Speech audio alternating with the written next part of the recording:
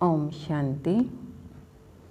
मीठे बच्चे, सदा इसी खुशी में रहो कि स्वयं भगवान हमें टीचर बनकर पढ़ाते हैं। हम उनसे राजयोग सीख रहे हैं, प्रजा योग नहीं। प्रश्न है, इस पढ़ाई की खूबी कौन सी है? तुम्हें कब तक पुरुषार्थ करना है? उत्तर है, यह पढ़ाई जो बहुत समय से करते आ रहे हैं, उनसे नए बच्चे तीखे चले जाते हैं। यह भी खूबी है, जो 3 मास की तीखी बुद्धि वाले नए बच्चे पुरानों से भी आगे जा सकते हैं। तुम्हें पुरुषार्थ तब तक करना है जब तक पूरे पास ना हो, कर्मातीत अवस्था ना हो, सब हिसाब किताब छूट ना जाए। ओम शांति। बच्चे कहाँ बैठे हैं? बेहद के बाप के स्कूल में। बहुत ही ऊंचा नशा होना चाहिए बच्चों को। किसके बच्चों को? बेहद के बाप के बच्चों को अथवा रूहानी बच्चों को।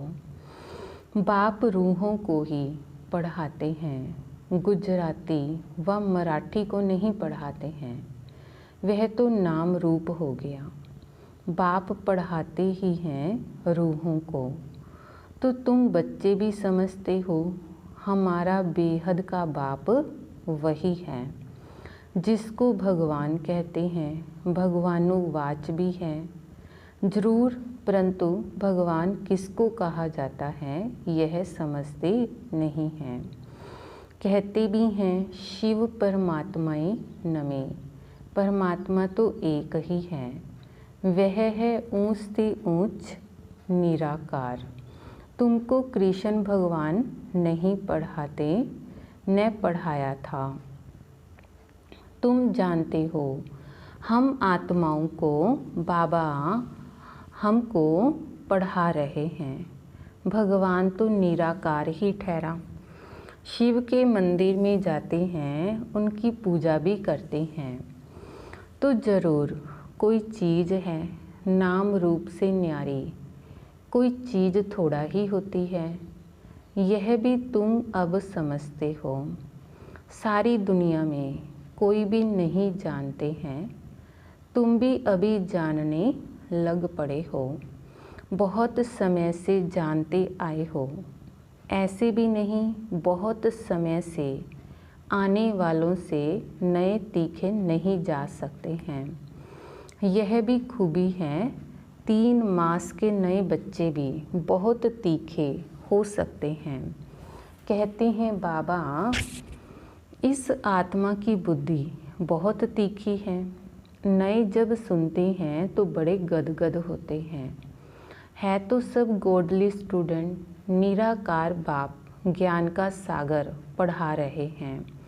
भगवानुवाच भी गाया हुआ है, परंतु कब वह भूल गए हैं।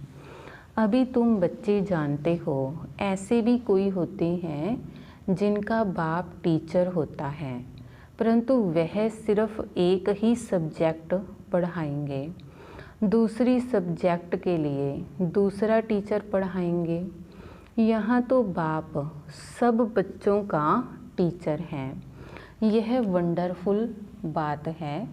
ढेर बच्चे हैं जिनको निश्चय है शिव बाबा हमको पढ़ाते हैं। श्री कृष्ण को बाबा कह नहीं सकते। कृष्ण को ऐसे टीचर गुरु भी नहीं समझते। यह तो प्रैक्टिकल में पढ़ा रहे हैं। तुम भिन्न भिन्न प्रकार के स्टूडेंट्स बैठे हो। बाबा टीचर पढ़ाते हैं। जब तक तुम पास हो जाओ, कर्मातीत अवस्था को पालो, तब तक पुरुषार्थ करना है। कर्मों के हिसाब किताब से छूटना है। तुम्हें अंदर में बड़ी खुशी होनी चाहिए। बाबा हमको ऐसी दुनिया में ले जाते हैं, और कोई ऐसे स्कूल होते नहीं जो बच्चे बैठे हों और समझें परम धाम निवासी बाबा आकर हमें पढ़ाएंगे। अभी तुम यहाँ बैठते हो तो समझते हो हमारा बेहद का बाबा हमको पढ़ाने के लिए आते हैं, तो अंदर में बड़ी खुशी होनी चाहिए। बाबा हमको राजयोग सिखा रहे हैं। यह प्रजा योग नहीं, यह है राजयोग। इस याद से ही बच्चों को खुशी का पारा चढ़ना चाहिए। कितना बड़ा इम्तिहान है और तुम बैठे कितने साधारण हो। जैसे मुसलमान लोग बच्चों को दरी पर बैठ पढ़ाते हैं, तुम इस निश्चय से यहाँ आते हो। अब बाप के सम्मुख बैठे हो। बाबा भी कहते हैं मैं ज्ञान का सागर हूँ, मैं कल्प कल्प आकर राजयोग सिखाता हूँ। तो बाबा भी कहते हैं कृष्ण के 84 जन्म को हो व ब्रह्मा के 84 जन्म को हो, बात एक ही है। ब्रह्मा सो श्री कृष्ण है, यह बुद्धि में अच्छी रीति धारण करना है। बाप के साथ बड़ा लव रहना चाहिए। हम आत्माएं उस बाप के बच्चे हैं। परम पिता परमात्मा आकर हमको पढ़ाते हैं। कृष्ण तो हो ना सके, ऐसे थोड़ा ही कृष्ण ने पढ़ाया होगा, ताज आदि उतार कर आया होगा। अब पढ़ाने वाला तो बुजुर्ग चाहिए। बाप कहते हैं मैंने बुजुर्ग तन लिया है, यह फिक्स है। शिव बाबा ब्रह्मा द्वारा ही पढ़ाते हैं। कहते भी हैं बरोबर परम पिता परमात्मा ब्रह्मा द्वारा स्थापना करते हैं। अब ब्रह्मा कहाँ से आया यह समझते नहीं हैं, तो बाप बैठ घड़ी घड़ी बच्चों को सुजाग करते हैं। माया फिर सुला देती है। अब तुम सम्मुख बैठे हो, समझते हो कि मैं तुम्हारा रूहानी बाप हूँ। मुझे जानते हो ना, गाते भी हैं परम पिता परमात्मा ज्ञान का सागर है, पतित पावन दुख हरता सुख करता है। कृष्ण के लिए यह कभी नहीं कहेंगे। सबको इकट्ठा तो पढ़ा नहीं सकते। मधुबन में मुरली चलती है, वह फिर सब सेंटर्स पर जाती है। तुम अभी सम्मुख हो, जानते हो कल्प पहले भी बाबा ने ऐसे पढ़ाया था। यही समय था जो पास्ट हो गया, वह फिर अभी प्रेजेंट होना है। भक्ति मार्ग की बातें तो अब छोड़ देनी हैं। अभी तुम्हारी ज्ञान से प्रीत पढ़ाने वाले से प्रीत है। कोई कोई जब टीचर से पढ़ते हैं तो उनको सौगात देते हैं। यह बाबा तो खुद ही सौगात देते हैं। यहाँ आकर साकार में बच्चों को देखते हैं। यह हमारे बच्चे हैं, तो यह भी बच्चों को ज्ञान है। सब 84 जन्म नहीं लेते हैं। कोई का एक जन्म तो भी उसमें सुख दुख पास करेंगे। अभी तुम इन सब बातों को समझ गए हो। यह मनुष्य सृष्टि का सिजरा है। पहले नंबर में है ब्रह्मा सरस्वती, आदि देव आदि देवी। पीछे फिर अनेक धर्म होते जाते हैं, तो वह है सर्व आत्माओं का बीज। बाकी सब हैं पत्ते।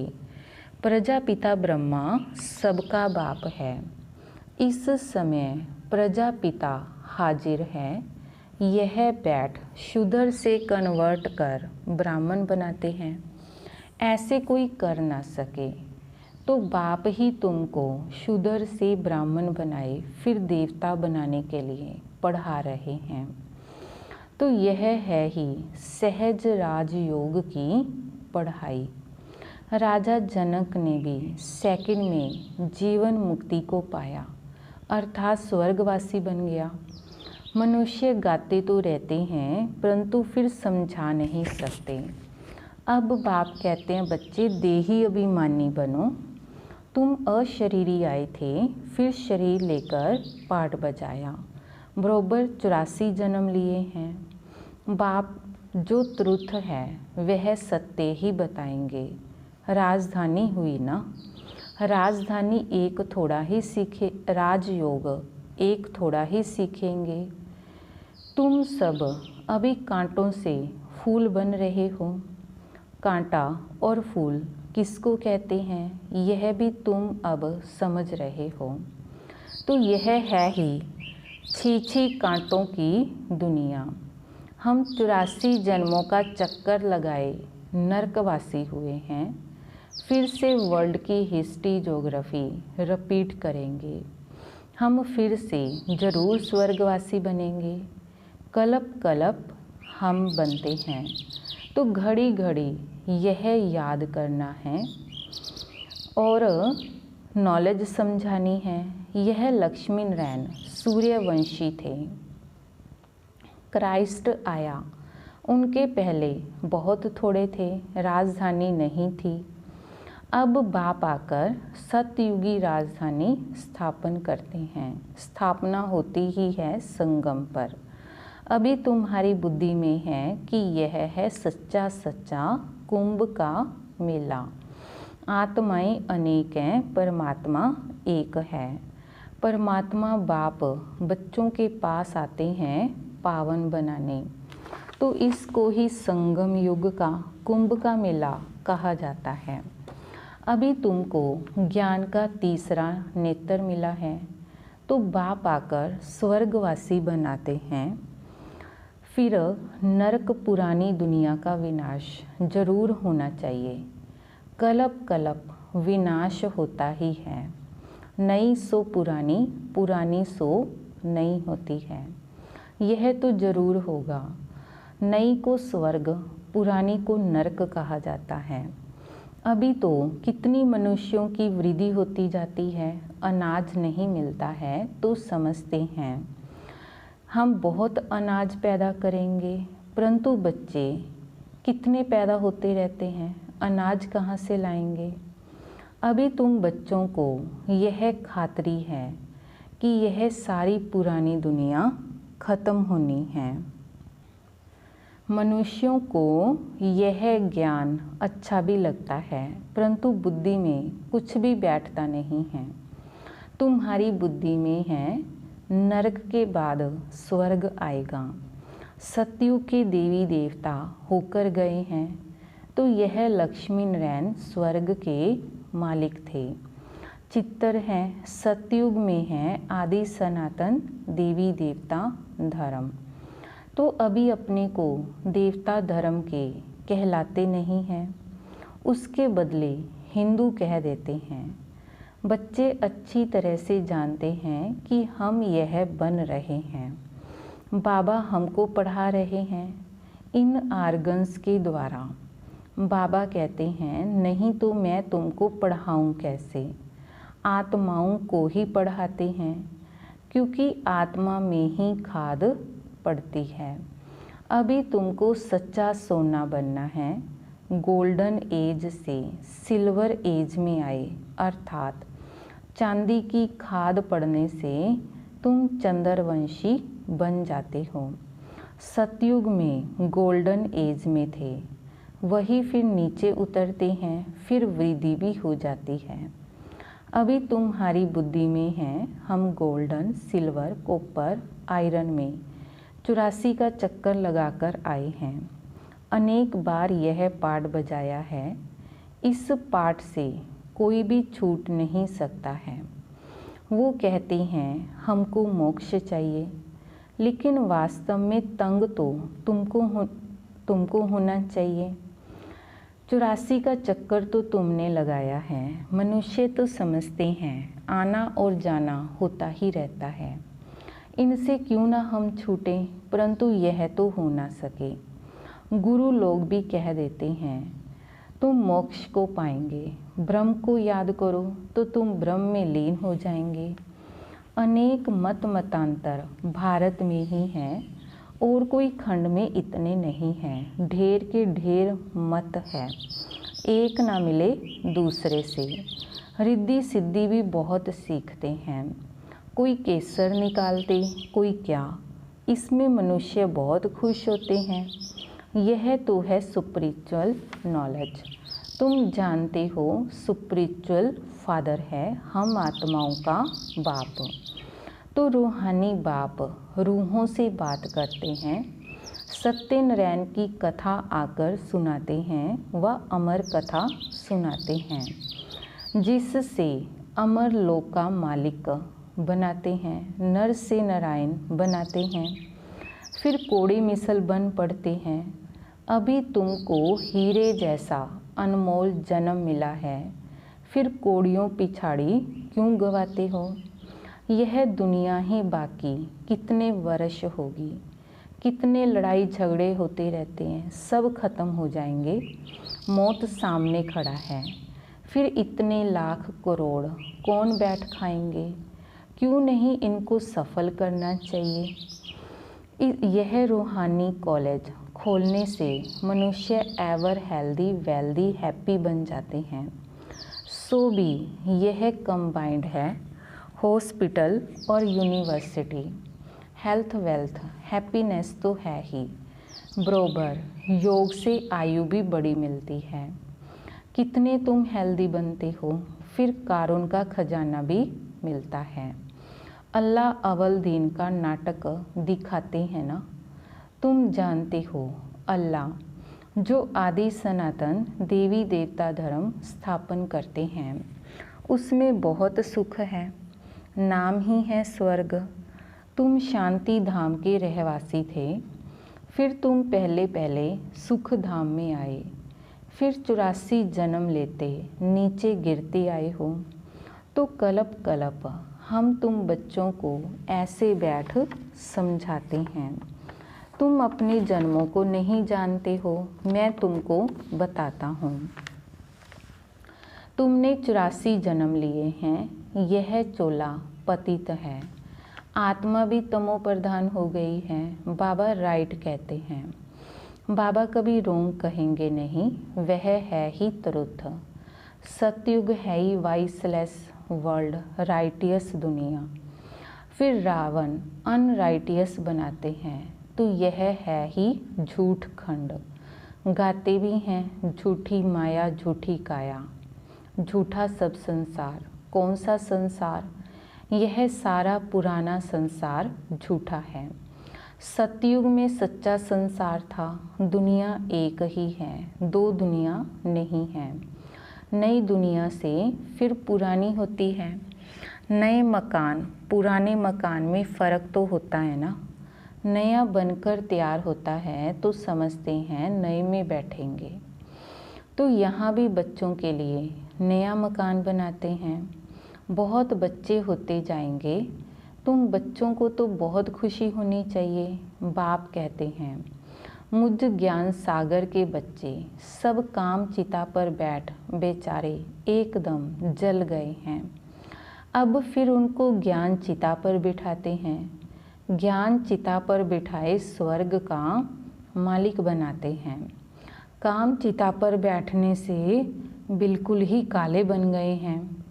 कृष्ण को श्याम सुंदर नाम दिया है, परंतु अर्थ कोई समझ नहीं सकते। अब तुम क्या से क्या बनते हो। बाप कोड़ी से हीरे मिसल बनाते हैं, तो फिर इतना अटेंशन देना चाहिए, बाप को याद करना चाहिए। याद से ही तुम स्वर्ग के मालिक बनेंगे। अच्छा, मीठे मीठे सिक्के लदे बच्चों प्रति माता पिता बाप दादा का याद प्यार और गुड मॉर्निंग। रूहानी बाप की रूहानी बच्चों को नमस्ते। रूहानी बच्चों की रूहानी बाप दादाजी को याद प्यार गुड मॉर्निंग नमस्ते। शुक्रिया बाबा शुक्रिया। फिर धारणा के लिए मुख्य सार है। पहला है, इस हीरे तुल्य अनमोल जीवन को कोड़ियों के पिछाड़ी नहीं गंवाना है। मौत सामने खड़ा है, इसलिए अपना सब कुछ रूहानी सेवा में सफल करना है।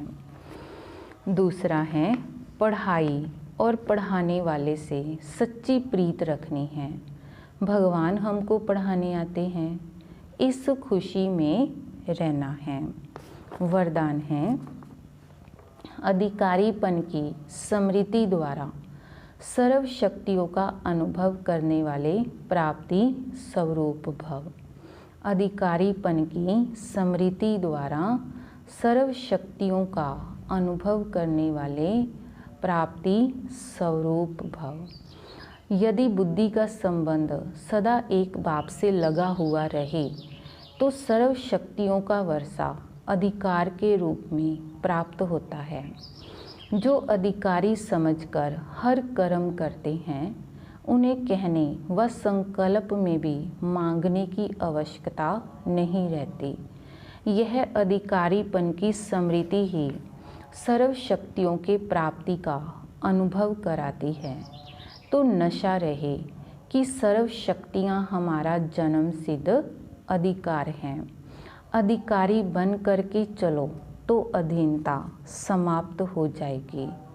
स्लोगन है स्वयं के साथ साथ प्रकृति को भी पावन बनाना है तो संपूर्ण लगाव मुक्त बनो।